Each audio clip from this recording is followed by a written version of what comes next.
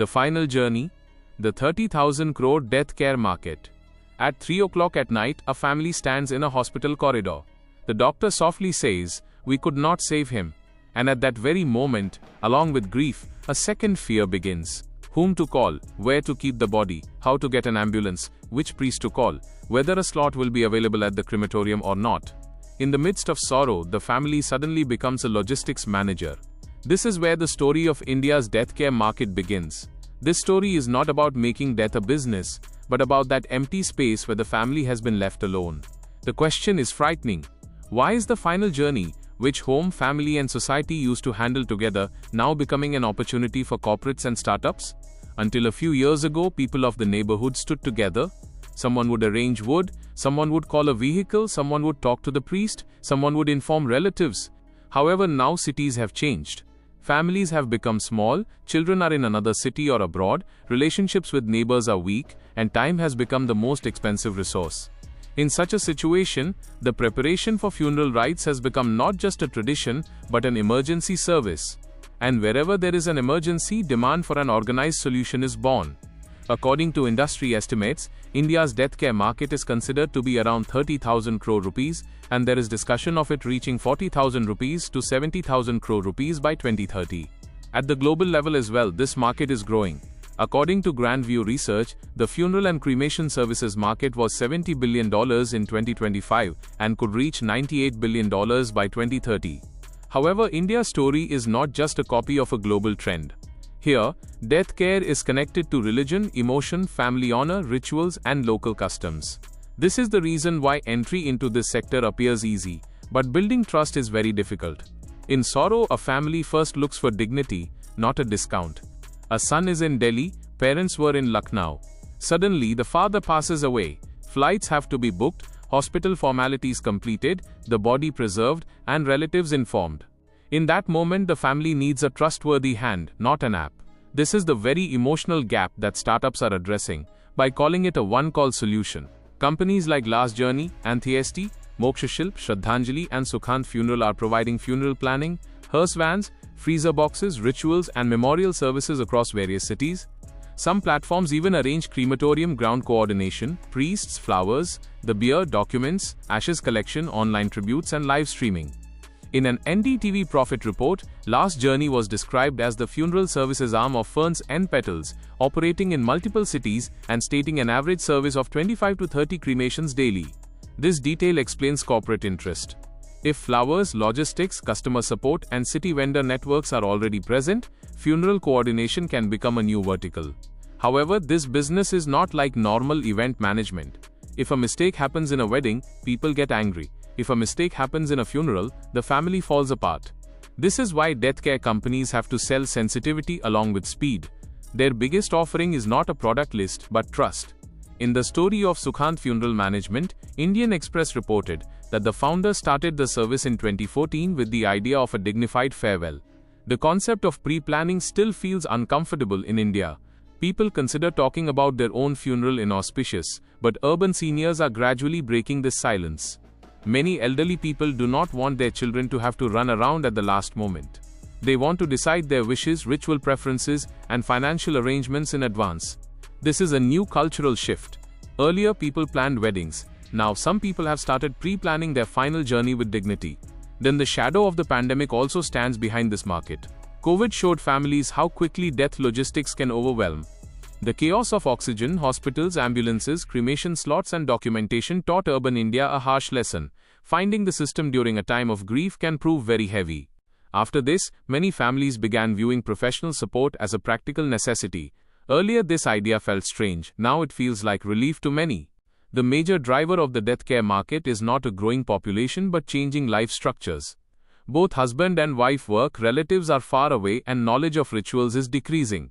Today, many young Indians do not even know which item is required when, which mantra is chanted at which stage, and which document will be needed. This knowledge gap has also turned into a business. Companies do not just provide materials, they explain the process, coordinate steps, and save the family from decision fatigue. Even now, this market in India is mostly unorganized. Local ambulance operators, florists, priests, wood suppliers, and cremation helpers are found through separate contacts. Industry observers believe that the share of organized platforms is still small, which is why corporates see large room for expansion in this sector. The business model is often asset-light. The company does not buy its own ambulance in every city, but connects local vendors to its network. The customer calls a helpline or website. The back-end team handles the vendor, priest, vehicle, freezer, flowers, and crematorium ground coordination. In other words, the company itself is less of a service provider and more of a trusted coordinator. This model is like travel aggregators, but the context is far more emotional. Packages are also built from this very need. Basic funeral support can go from 15,000 rupees to 30,000 rupees, while premium rituals and extra arrangements can reach 50,000 rupees to 2 lakh rupees. If a body has to be brought to India from a foreign country, and embalming paperwork, cargo clearance and airport handling get added, the package can go up to several lakhs. For NRI families, this service is becoming a special necessity. If a death occurs abroad, rules, documents, and the repatriation process become very complex for an ordinary family. Death care companies simplify this very complexity. Here, their value is not just a vehicle, but system navigation. This industry receives the most leads from digital platforms. People do not look at newspaper ads during times of sorrow. They search funeral service near me on Google. This is why SEO helplines, WhatsApp support, and 24/7 response are becoming the backbone of this sector. When a family calls at midnight, they do not want a brochure. They just want someone who says, "We are taking care of the arrangements." Another reason for corporate interest is recurring inevitability. Death is an uncomfortable topic, but the demand is unavoidable.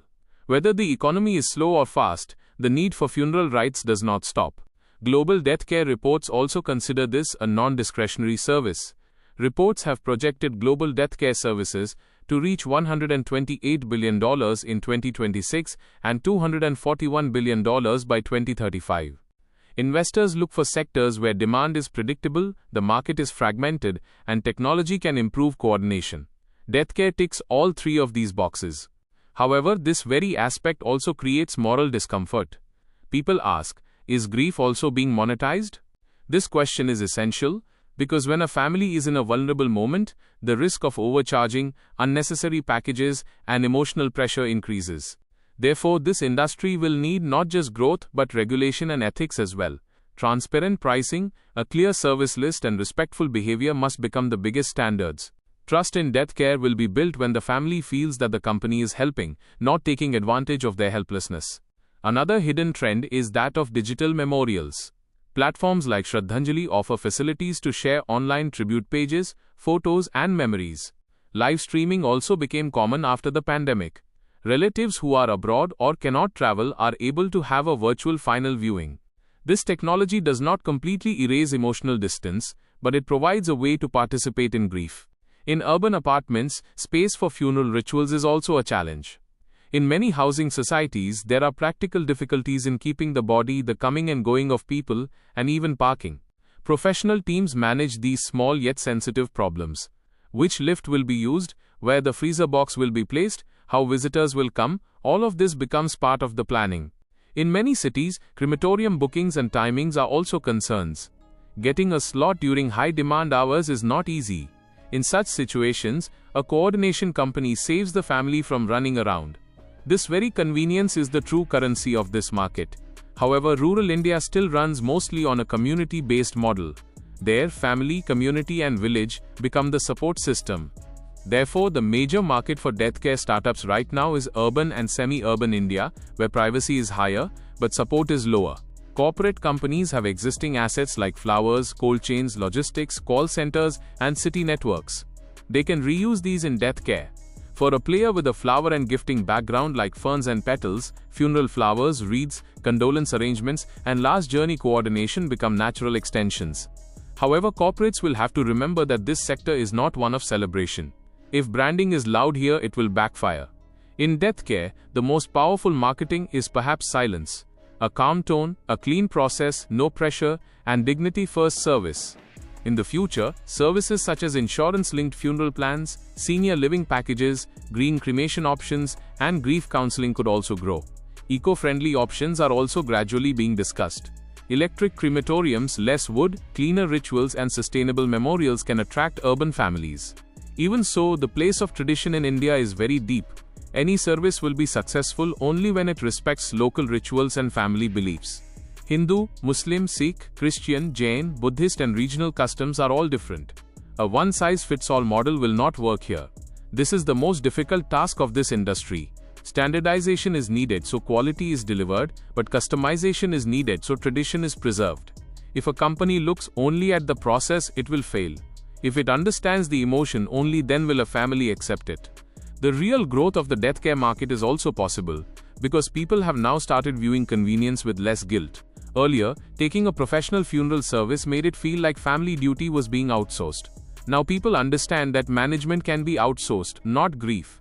The family still sits together, offers prayers, and shares memories. The company merely reduces the chaos. This is the most human point of this changing market. When someone else handles the logistics, the family can find room to feel their grief. However, the industry should never cross the boundary of dignity. Funeral rites are not a sales pitch, but a moment of service and responsibility. How big the market becomes by 2030 will be decided by numbers. But how respected this sector becomes will be decided by its behavior. The future of the death care industry in India lies not just in corporate funding, but in compassionate execution. One day when the most difficult phone call of a family is answered, on the other side of that call, trust should be heard, not business. And perhaps this is the true hidden truth of this 30,000 crore market. Death business is not growing. The need to help families being left alone is growing. Corporate interest in the final journey is increasing because India is changing. Homes have become smaller, cities have grown larger, and old supports for managing grief have diminished. Now the question is not whether the death care market will form or not. The question is whether this market will turn the final farewell into a cheap product or handle a human's last dignity in a better way. This video has taught you something new. Or if you feel this information should reach more people, don't forget to like and share the video. Your small share can become valuable and useful information for someone else. If you have any questions related to this topic, or if you would like to share your opinion with us, be sure to write in the comment box. We read every question and suggestion from you, because your feedback inspires us to create better content. And if you want to keep receiving such interesting and reliable information about business, the economy, and the world in the future, then don't forget to subscribe to our channel GRT Business and also press the bell icon so that you get notifications of every new video directly. At GRT Business, we always strive to provide you with accurate, balanced, and reliable information. Our news and analysis are prepared based on information obtained from various news agencies, public sources, and public opinion. We make every effort to verify and validate each fact as much as possible, but in case of any possible error or dispute, the responsibility lies with the respective sources. Our only aim is to present you with a correct and trustworthy perspective so that you can understand any topic better.